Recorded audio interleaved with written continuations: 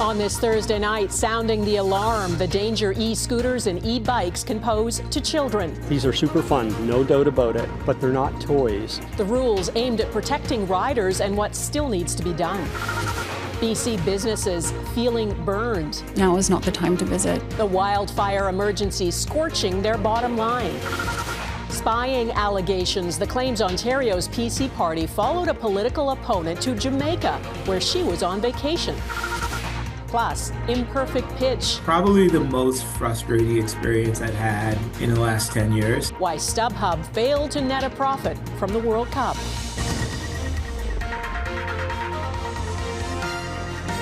Global National with Donna Friesen. Good evening and thanks for joining us. We begin with alarming new data on how many people are being killed and injured by electric scooters and bikes. E-bikes and similar devices go fast, are silent, and can be hard to spot. And according to the Canadian Pediatric Society, children are most at risk of harm. It found 10 children in Canada died last year in incidents involving them. 12 others ended up in intensive care. 26 had prolonged hospital stays.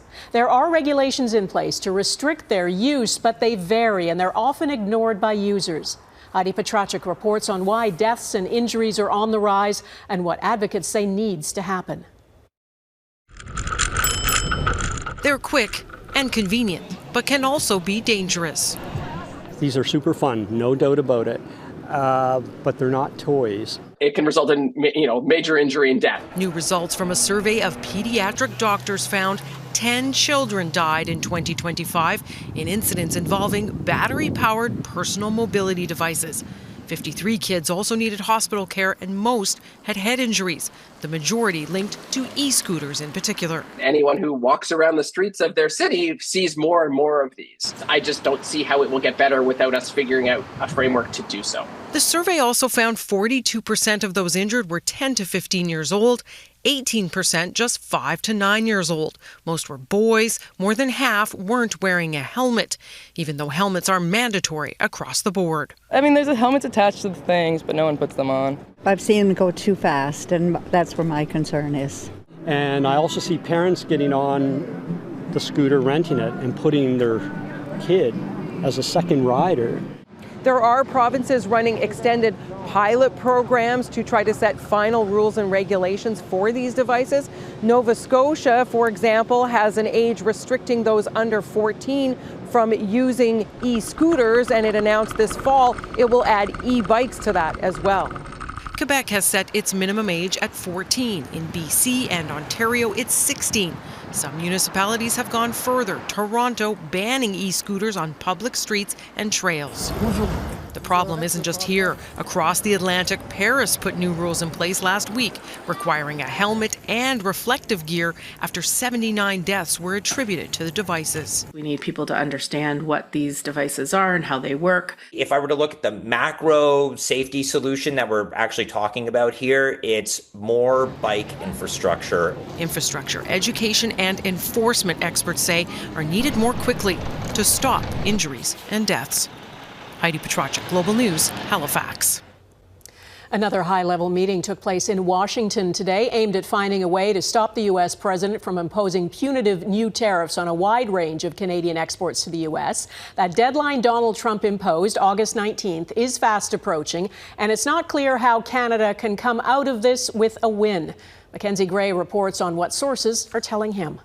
It's now down to the short strokes, with top Canadian officials meeting for just over an hour with their U.S. counterparts in Washington. We'll have as many meetings as it takes to do the work that Canadians expect us to do. Sources with direct knowledge say both sides are in the weeds, reviewing things line by line to try and get a deal before new 50% tariffs come into place on August 19th. Ontario's premier willing to play ball on a key American issue. If we get a fair deal that will protect our steel sector, our auto sector, our forestry sector, agriculture sector, manufacturing sector, then we'd be more than happy to bring booze back on the shelf.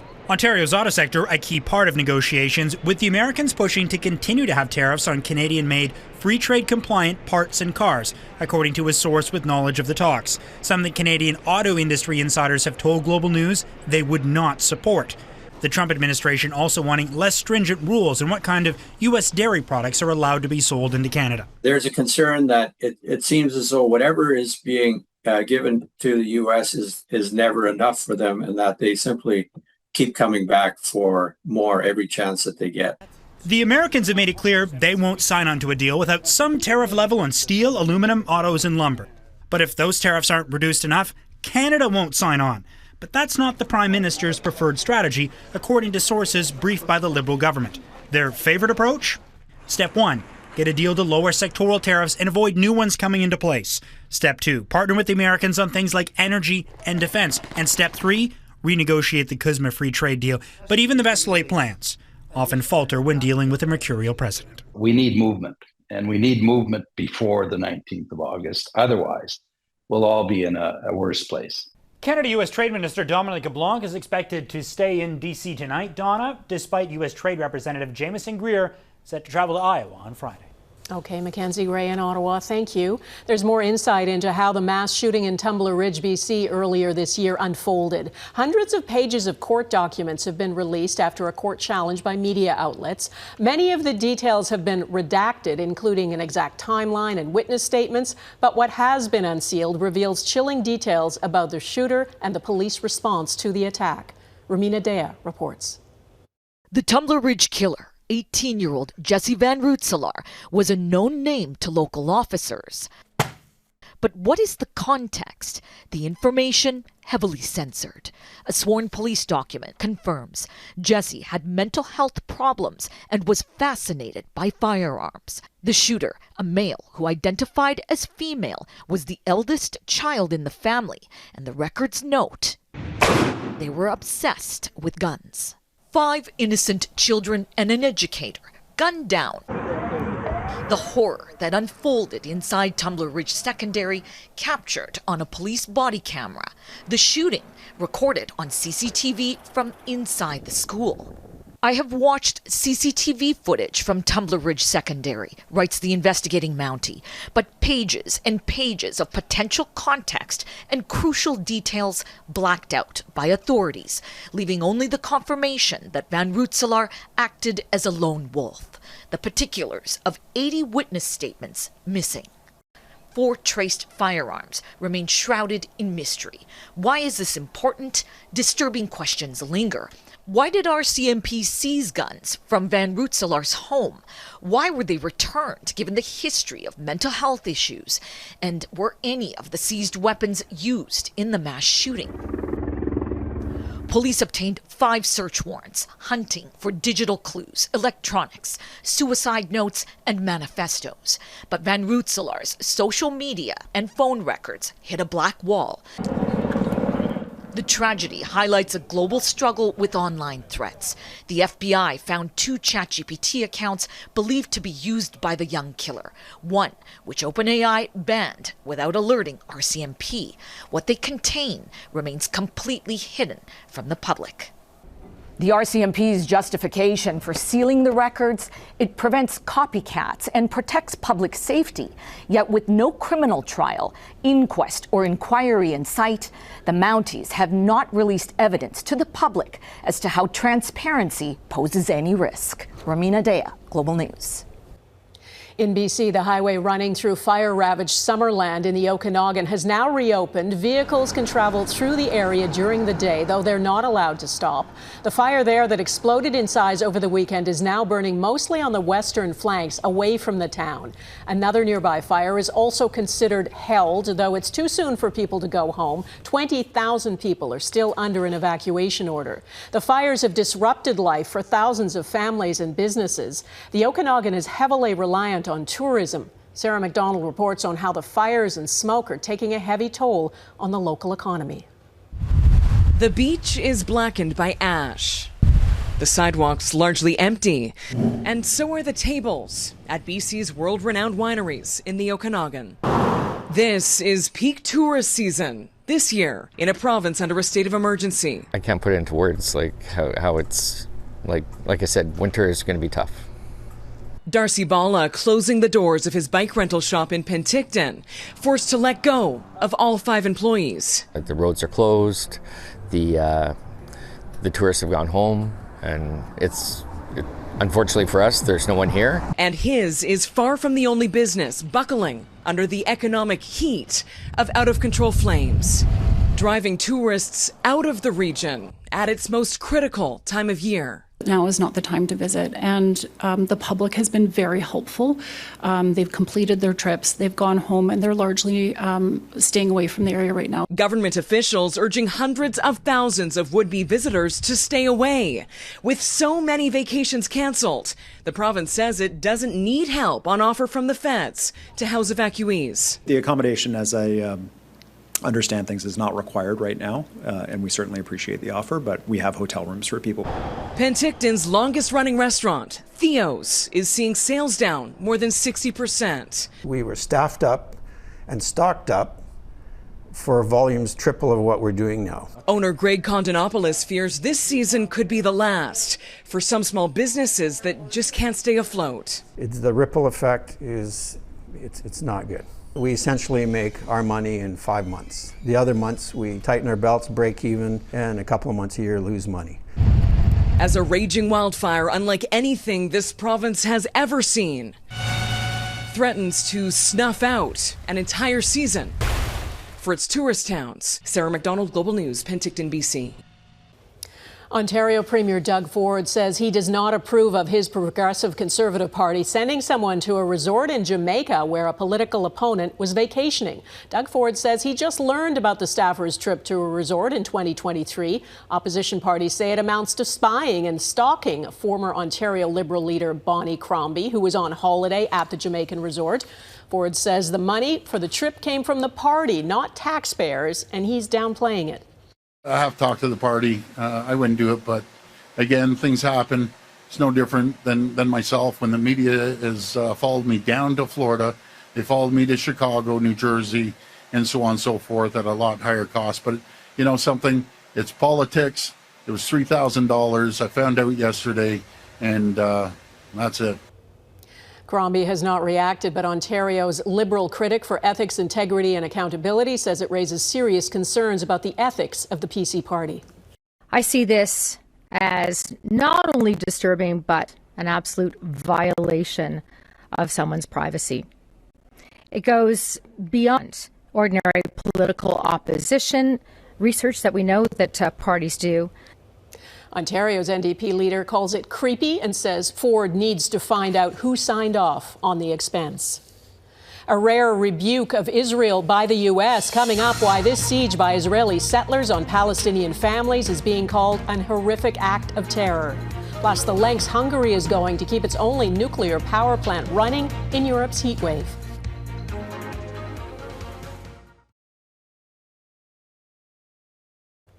In the Middle East, a tense standoff is unfolding in the occupied West Bank, where Israeli settlers have been setting up new outposts, driving thousands of Palestinians off their land and violating international law. One siege this weekend has prompted a rare rebuke from the U.S. Its ambassador to Israel is calling the Israeli settlers terrorists. Though, as Redmond Shannon reports, the Palestinian families remain trapped, fearing for their lives. Israeli settlers seen outside one of the 3 Palestinian homes they have besieged since Sunday. Still there Thursday, despite Israeli troops ramping up their presence in the occupied West Bank village of Qusra. Israel's military says it's there to restore order and to bring those responsible for disturbances to justice. It says soldiers dismantled 2 Jewish settlement camps or outposts overnight that even Israel regards as illegal. The mayor says if the Israeli forces were serious, they could clear the area in 10 minutes. The besieged families say the Jewish settlers have cut off road access, power and water. It is terrifying. Frustration, fear of my family for their life. This US Palestinian owns one of the houses where his family lives. US Ambassador to Israel Mike Huckabee generally supports Israeli settlements in the West Bank, all of which are illegal under international law. But in this case, he says Israeli forces have gone at our request to remove the Israeli terrorists. That's good, but not enough, because they're still there. In fact, the mayor says Israeli troops also took up positions in other homes on Thursday. Israeli settler violence and intimidation against Palestinians has increased considerably since the start of the war in Gaza, as has the building of settlements. Local Palestinians fear full Israeli annexation. On Thursday, Israel reopened another settlement 21 years after it was abandoned. The head of the local settlers council said to crowds, the people of Israel are returning home. Redmond Shannon, Global News, London. Europe is sweltering under the continent's fifth heat wave of the year. More than 135 million people are caught in it. The UK, France, Spain and Italy all had temperatures peak well above 35 degrees Celsius today. Europe is the fastest warming continent on the planet, and many countries and cities are ill-equipped to cope with it. That record heat is drying up Europe's major rivers, including the Danube. It has reached record low levels, and that's threatening nuclear power plants that use water from the Danube to cool reactors. Hungary is taking drastic measures to keep its only nuclear plant running. It's preparing to sink barges in the Danube to try to slow the current and raise water levels, which are set to drop further in the coming days. Romania has already shut down its only nuclear plant. Ahead, the grim conditions on an American aircraft carrier that's been at sea for more than 8 months.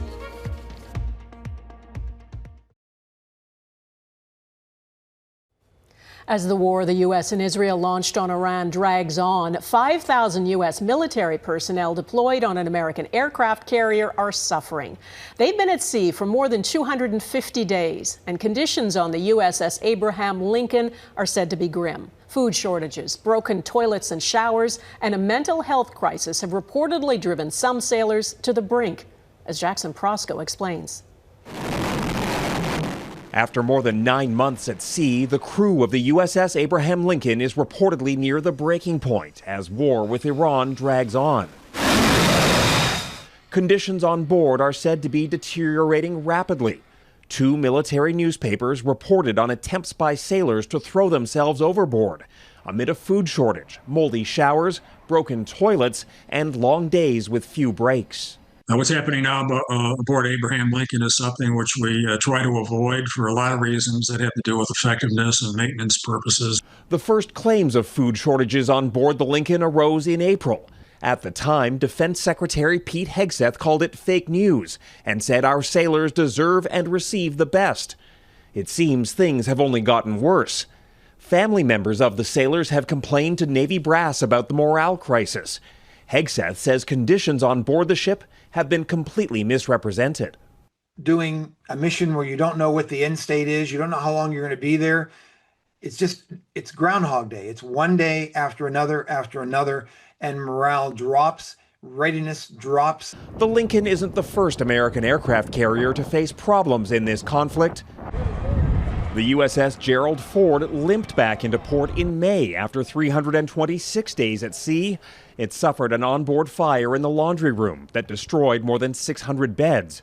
The $13 billion ship was also plagued by problems with clogged toilets and sinking morale. I'd like to have more of a cycle with our carrier force when they're only deployed for, say, 7 and no more than 8 months. Such are the consequences of a war with no clear objective and no timeline.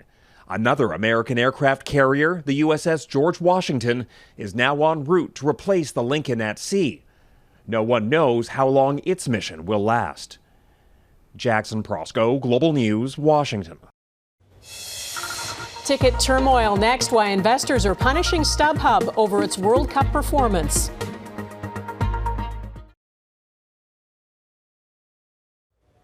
The World Cup was expected to be a windfall for ticket reseller StubHub, but a month after soccer's biggest tournament, the company's stock is tumbling because it failed to turn a profit in the last quarter. As Taria Isri reports, though StubHub's revenue surged, so did refunds, and soccer fans are still crying foul. The 2026 World Cup was the most lucrative in history, generating $15 billion.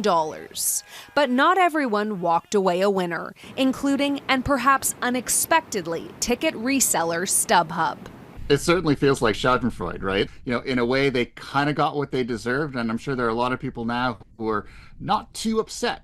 StubHub made hundreds of millions of dollars last quarter, but it also had to give a lot of that money back, reporting a net loss. I don't want to overstate this, but it was probably the most frustrating experience I've had in the last 10 years. Haitian-American Rodrigue Alexander bought World Cup tickets for his family to see Haiti play. But when they got to the Philadelphia Stadium, he realized the seats weren't actually theirs. StubHub can sell you a ticket, but it's not transferred to you until it's officially done through FIFA. Thousands of fans reported their tickets canceled last minute or being denied entry. Lawyer Bradford Clements represents StubHub clients, including Canadians. I have recovered for that group $2.2 million as of today. They're looking for help because so many of them have been screwed over. And the World Cup, the classic example getting reported is the drop sales. The problem? StubHub allowed third-party sellers to list tickets before FIFA officially issued them. StubHub Chief Executive Eric Baker acknowledged the problems, saying on an analyst call, the marketplace only works when fans attend an event. And it was a long process and it was convoluted at times. FIFA didn't help itself either. FIFA and StubHub, two organizations that critics say didn't exactly make a great team. Taria Isri, Global News, Montreal. And that is Global National for this Thursday. I'm Donna Friesen. Tonight's Your Canada is this field of sunflowers in Hastings, Ontario. We'd love to see your Canada. Please email it to globalnational@globalnews.ca. And thanks for watching. Colleen Christie will be at the anchor desk tomorrow, and I will see you again next week. Bye-bye.